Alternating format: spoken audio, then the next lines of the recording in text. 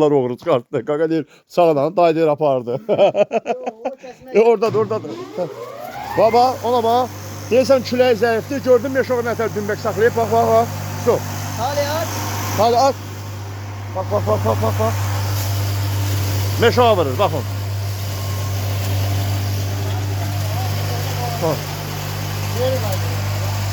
Vır, vır, at geçsin yaz. En yaxşısı mənə bax, açıq doğramaqdır. Meşoqda gedir, dolar, öldürər sizi. İstəyirsən otu meşoğa vur, istəyirsən şeyə vur. Ha, meşoğa onu deyiş, ki hava çıxsın. Ay, yaşa, su. Bak, talih hələ bir yazat. Ot yaman torpaqlı otdur. Gecə saldadan çıxmışıq, gəlmişik burada kürdəmirə. At. At geçsin.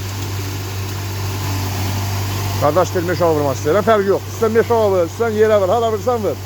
Meşoğa da vurur, otu, arpa bığlanın yanı yerə də vura bilərsən. Bax o daha. Sadəcə meşoq dolanda baxın, yəni meşoq dolanda şey eləməzsin. Çıx. Söndür. Aləm qatdın. 4 kilo sunur. Dəmir sədə seyxlə usta sarxandı. Biləs var balasın. Torpağa bax.